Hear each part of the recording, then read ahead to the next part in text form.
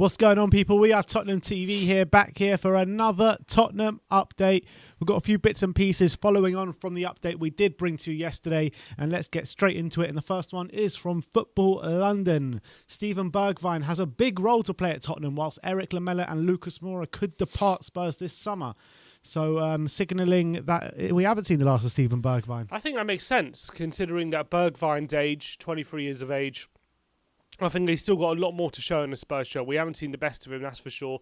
Last year's been very difficult, but if you're asking me who would I rather sell, Lucas, Lamela and Bergwijn, I would say them two. I would say for sure them two are we can get money for them. They don't have as much of a high ceiling as Bergwijn does.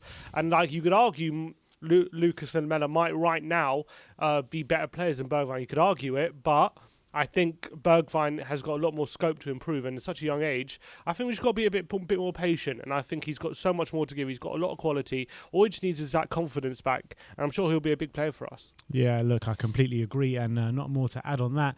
But Ali Gold followed on, and he said the official announcement confirming Paulo Fonseca as the new Tottenham manager could be delayed until next week due to travel restrictions. Here we go. Here we go. So when we're going to get the tweet, our talks are broken down. Yeah, literally. It's going to happen any moment. But hopefully it's not too much in that, and just, hopefully next week it's announced. I mean, why? I don't understand why he has to be in the country. I guess maybe you need the photo shoots and everything to announce him and all the social media. They can't do Zoom photos. We just send him a Spurs scarf and that's it. Exactly. What do you need? It was just announced already. What? Paratici, they did over Zoom. Just come on. Yeah, exactly. Get on with it already. Put us out of our misery. He goes on, Alistair Gold, to say that Fonseca's head coach role will see him handed a simple brief to coach and develop the players and lead them to success on the pitch, while Paratici will deal with all the off-field aspects, recruitment, contracts, and much more across Tottenham. So simple. Oh, so simple. Just a simple brief. Just coach Eric Dyer into becoming a world-class centre-back. Exactly. Simple. What's so hard about that? You can't do it. Oh, you're out. Get out of here if you can't do it. No, I don't like. Basically, the simple brief of punching above your weight. Yeah, exactly. Simple brief is to compete with all these teams and spending millions and millions of pounds, and we've got exactly Sissoko and Dyer and all these people playing. So it's the simple brief of having a car race when they're in a Ferrari and you're in a Ford, and you got to replace Kane as well. Yeah, so simple. Very simple brief. Look, nothing about this Tottenham job is simple, so he should come into this job with his eyes open. Yes, very much so. Very much so. Some more from Ali Gold here. He says the reports of the 20 million move to PSG for Serge Aurier are believed to be wide off the mark. And then he goes on to say that should Serge Aurier leave the club this summer, if a suitable bid arrives, Tottenham will quickly put plans in motion to sign a new fullback to replace him. Yeah, it makes sense. It didn't really make sense that anyone was going to spend 20 million on him, especially with 1 year left on his contract. So I think it makes more sense that the rumours of him moving to PSG are wide on the mark. And also, I can't remember I don't know who said it, but I read that PSG are not going to come in for so I was going to follow on with that with Hadrien Grenier, who's a PSG and French source, and he says the management of PSG have rejected the idea of a return for Serge Aurier. There you go. So I mean, Poch knows what Aurier is. Why would you want him back? It doesn't make any sense to me. Why the only thing we can hold on to there with PSG, we can't hold on to it anymore, but maybe Leonardo kind of fancied him. That's the only thing. I could force Poch out the door. Maybe Poch come back to Spurs. We have to wait and see. It'd be funny if that's the one that broke the camel's back, Serge Aurier joining PSG. That'd be brilliant. When he's the one that signed him for us. Exactly. But look, yeah, go on. No, I was about to say, I mean, we have to see who comes in for him. I don't think it will be like a mid-table club. Must be. I don't think a top club's going to come in for him. I'll be very surprised if they do. I don't think he'll stay in England. No, I think he's going to go back to France.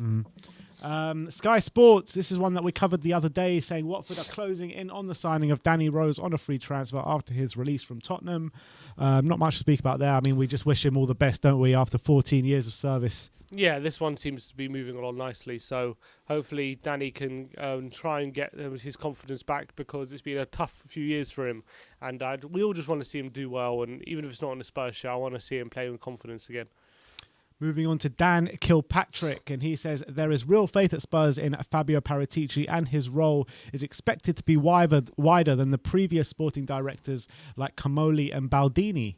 I should be, because he's got the pedigree and he's got the CV to justify giving him a bit more power. So I hope he takes as much decision making on the footballing side away from Levy as possible. That's what I'm hoping for. So that's encouraging, but we'll have to wait and see whether he can work within the restrictions. Look, but Levy's not relinquishing any power, though. Look, exactly. They can talk the talk. I want to see him walk the walk, and how much power Paratici actually can have. You know, we could be sitting here in a year's time, and Paratici might resign and say, "Look, I was given promises that haven't been fulfilled." And how many times we heard that? And the Spurs with coaches and sporting directors that promises haven't been fulfilled. So I have to wait and see before I get excited about how it all pans out. There was an update from the Gazzetta, the Italian Gazzetta dello Sport, and they said, I'm not sure what this kind of means, but it says Fabio Paratici knows the dynamics of a potential deal to sign Manuel Locatelli and beat Man City and Chelsea to its signature. He knows the dynamics of the deal. Yeah, knows the dynamics of a potential deal to sign Manuel Locatelli and beat Man City and Chelsea to his signature. So it means he knows how to steal a march on apparently. I mean, I don't know how Gazzetta are always firing a million rumours a day, so I don't know how well to take. I mean, we seem to be linked with like every Italian player under the sun that's right how now. it's panned out. So Paratici's come in. I want this Serie A guy, that Serie A guy. I'm going to get all of them, but probably end up with some Italian guy who was good 10 years ago and no good anymore. Edin Dzeko or someone. Exactly. Fabrizio Romano says Real Madrid will reunite with Gareth Bale's agent to get some clarity on his future. Tottenham will also have to make a decision with their new manager. Bale is waiting and is not planning on retiring. Well, thank you, Fabrizio. Exactly. But, do you think Fonseca would want a Gareth Bale back? Yeah. I think he would definitely be interested in having Bale back. Maybe not if it means we're not going to sign maybe a younger up-and-coming wingers. I think we need another one of those as well.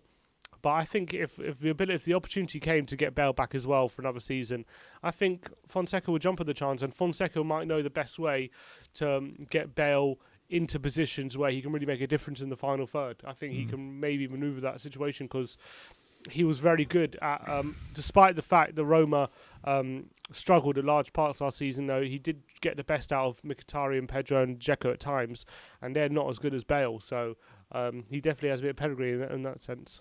All right. A Fiorentina publication say Fiorentina have pulled out the race to sign Nico Gonzalez of Stuttgart, which is leaving Tottenham and Brighton his most likely destinations. Tottenham and Brighton. Yeah, that's who we're fighting for transfers. Well, look, he started for Argentina yesterday against Chile. Good? I know Lo Celso played a through ball to him and he wasn't a great finish, but look, he must be somewhat decent if he's keeping out Di Maria out of the team and the like. So there's an encouragement there. But I know they drew 1-1 yesterday, but. If Paratici thinks he's the answer and he's gonna be a good player for us, I'm all for it. He's still young. He's had injury problems, but clearly has a lot of potential. There's a new mural that has gone up in the fan park in Copenhagen, Denmark, for Christian Eriksen, where they have invited fans to leave messages of support to Christian. So if you are in Copenhagen, then do get there and write a message down, because I'm sure it does mean a lot to him with everything going on at the moment. So that's something nice, isn't it? Absolutely. I think it's a bit of class act from the Danish supporters to do that for Christian. I'm sure I think he sees every bit of support he really appreciates. And he also he uploaded, didn't he, today? Yeah, he posted a selfie from the hospital bed with a big smile and a thumbs up sign saying that he appreciates all the good wishes and all that kind of stuff. It means a lot to him. So look, we just want to continue those messages, and we just want to hope that he does make a speedy recovery back to as good as he can get, basically. Absolutely. Yeah. And the last one we're going to talk about is Dean Henderson has been pulled out of the England squad through injury, and he has been replaced by Aaron Ramsdale. They must have changed the rules that you can just do this mid-tournament, because you wouldn't before other tournaments you haven't been allowed to do this, have you? Maybe they changed it because of COVID and stuff. Yeah, it must be, because I'm pretty sure other tournaments there's a grace period before the tournament starts, where after you announce your squad you can then change. But once the tournament starts, usually you can't. That's it. If a player pulls out, that's it. Yeah, it's interesting because João Cancelo also got taken out, and Dalot replaced him. Must be a COVID rule exception or something. But big. That's a big blow for Dean, because I believe he's our best keeper. I know that was unlikely anyway. He was going to play because Pickford's likely to be our number one throughout the tournament. But one bad mistake or one bad injury for Pickford, and Henderson would have been our number one. So I'm pretty sure he's gutted by having to go home early. But big opportunity for Ramsdale. That's our 2 sub keepers went out injured. Nick Pope now, and now Dean Henderson. So we've got Sam Johnston and Ramsdale in the squad. So all of a sudden we need Pickford to exactly. If Pickford gets injured now, we could be in trouble. Yeah, I completely agree with that. All right, so that is your Tottenham update for today. Let me know in the comment section below if you have anything else. If you want to react to anything we spoke about today, let me know in the comment section below. Stay tuned, because we're going live at about 10 to 5 for the Portugal game, and then later on we'll be doing a watch along for the big one, France against Germany as well. So stay tuned. Thanks everyone for watching. Like, subscribe and comment, and as always, come on you Spurs.